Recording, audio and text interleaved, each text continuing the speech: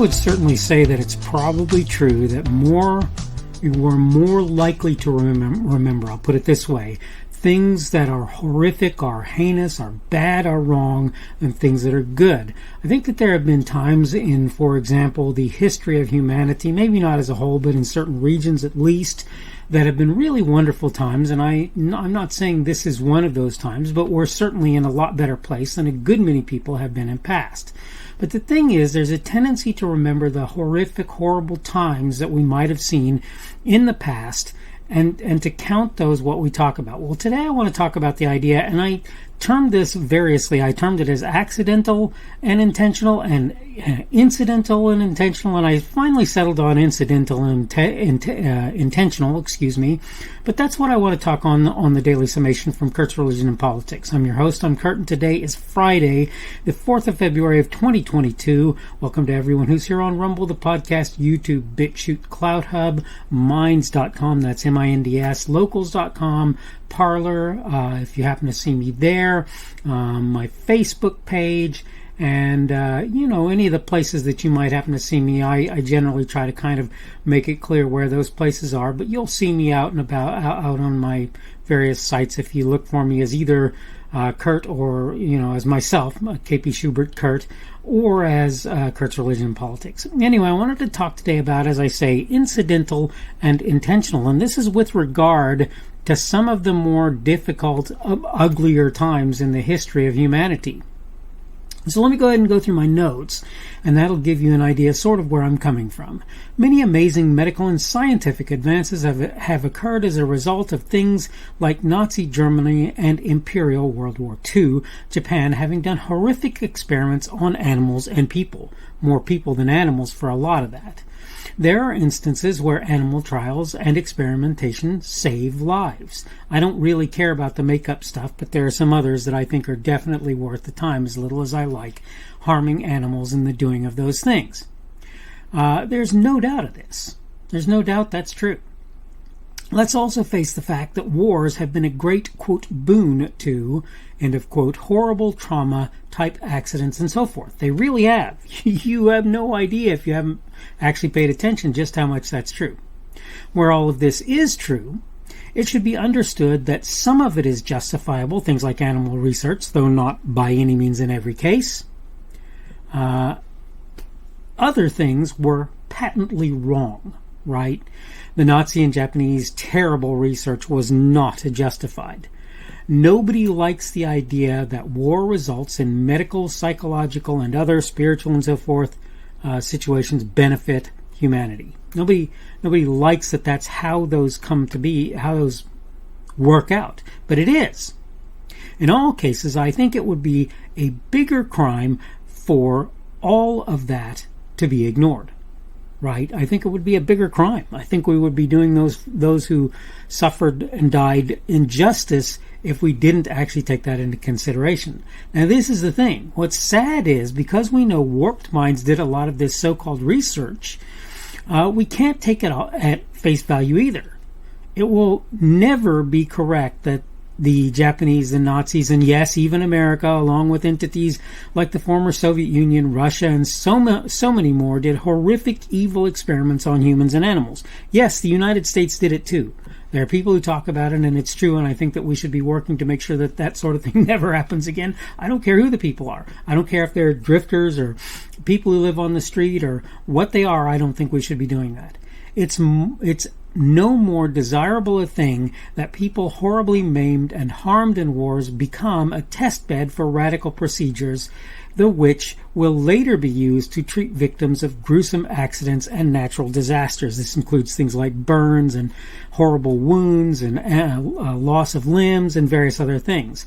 The far worse thing, though, would be that the lessons learned, even if their origins are evil in some cases, were not used for the betterment of mankind. I'm by no means advocating the abuse of humankind or animals, though I can justify that to some degree. Whether in war, heinous experimentation, or any other such thing, I'm just not advocating that. That's not a thing I think should be considered a good one. By the way, excuse my gloves, I'm a little bit cold today, just got in from walking. Would that humanity never faces another world war or even a local one. Is that very likely to be reality? I very much doubt it. We'll probably see some more of those. That doesn't mean we shouldn't seek to cause it to be so, that we shouldn't seek to stop having wars of various kinds. Some cases, I suppose, people consider it necessary, and I certainly cannot. I'm a pacifist, but I will not disallow them their belief that that's the case. Even when bad things happen, though, if we refuse to learn lessons as a result, if we throw away the experience we gain, we're doing nobody any kind of favor, We must make it our business to not let things we know fall by the wayside because of their origin. That includes from things like slavery and racism. We need to pay attention and learn from those things so that we become better. It's sad and unfortunate that so very many have suffered in so many ways. At least, let's not make that suffering a vain thing. Let's never speak about the accidental, incidental, knowledge gained as some sort of taboo. Let's recognize it for what it is, but continue to gain a better world as a result of its having happened. I know, by the way, I'm done with my notes. You probably have already figured that out. That's fine. I know that what Hitler's, quote, scientists did was problematic. They did things that were problems. Take off my gloves here real quick. Starting to warm up a little. I know they were problematic. I get that. I know that what the Japanese did when they did certain kinds of experimentation were really wrong. I've heard certain stories about that, and I don't know what's true and what's not. I have some idea. I have some belief as to what's probably true. I know what they did to the Jews in Germany. I know what the Russians did in certain instances, and I know that what America did in certain instances those things were just wrong. And anybody who says otherwise is mistaken. But I'll say this. That doesn't mean that we do not learn from those things. I used to like to cite this experiment in which a guy wanted to try and prove that Euro people were more intelligent than African people, and he used filling, supposedly, and this, I don't know if the story is true, this is the story as I heard it, right? He filled skulls of dead people with lead shot and consistently came out with the idea that the cranial cavities of Euros were bigger. Now, first of all, that doesn't mean you're more intelligent. That's not what that means. But that having been said, it means that he was trying to imply that Euros had bigger brains. So people heard about this story, and they couldn't replicate what he was saying, so they said, we want to watch what you're doing. So what he would do is he would fill an African skull with lead shot, and he would dump it out onto a scale and get its weight. Then he would fill a European skull and tamp it down and tamp it down and tamp it down and put some more into it and weigh it, and of course it weighed more because he was bothering to tamp it down. So the results were not necessarily good, and this is something that happens in science in general. There's a bias that tends to occur. Often it's what's referred to as confirmation bias, and we need to realize that that's the case. But the point is, in this cases of a lot of these horrendous experiments and activities that were done, they were even more that way than the confirmation bias in the standard standalone science community. Right? My point is to say it's not that we should accept all of these things as true and correct, but it is true that we should profit and benefit out of those things that were done, whether they were right or wrong, in as much as we're able to do so to better society and better people's chances of survival and health as a result of various things happening to them. And this is what I'm trying to get across today. I want for you to understand that those things were heinous, they were bad, they were wrong. We should not ignore them because that was the case.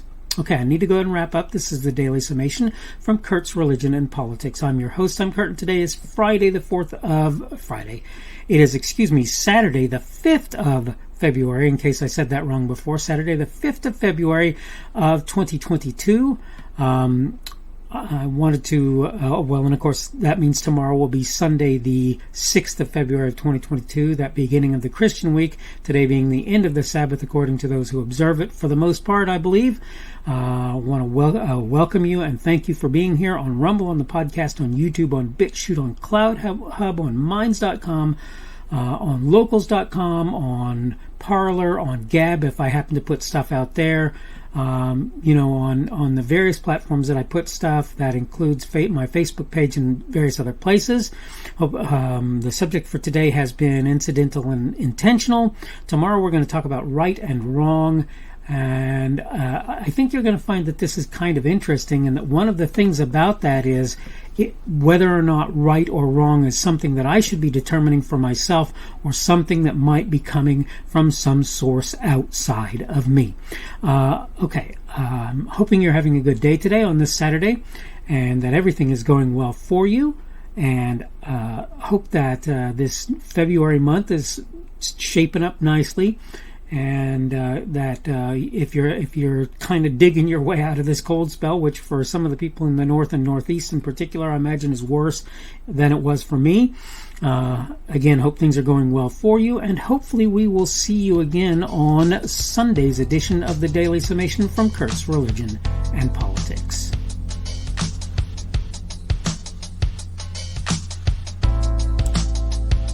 The speaker on this edition of the Daily Summation is Kurt Schubert. This podcast was recorded on Saturday, the 5th of February of 2022. The Daily Summation is created for Kurt's Religion and Politics.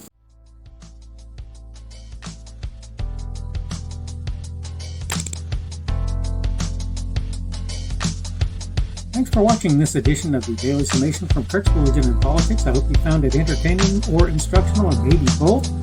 If you want to see more from me, you can go to blogs.kpschubert.com. That's blogs.kpschubert.com. I am on Twitter, Parler, and Minds.com. My handle on each of those is @kpschubert. That's @kpschubert. I have a Rumble and a YouTube channel. They are the Kurt's Religion and Politics channels on Rumble and YouTube. I have a Facebook page. The Facebook page is Kurt's Religion and Politics as well. I am on Patreon. If you want to support me, that's one of the better places you can do that. And you will find me at Kurt's Religion and Politics on Patreon. I have a podcast. The podcast is podcasts with an S, .kpschubert.com. That's podcasts.kpschubert.com. I think you should be able to find me with relative ease on Apple Podcasts, Google Podcasts, and Spotify as well. The best way I find to do that is to look for Kurt's Religion and Politics. You can try to use the Daily Summation. I find that it doesn't work as well as a general rule, but you can always try that. I'm glad to have you aboard today, and hopefully we will see you again tomorrow.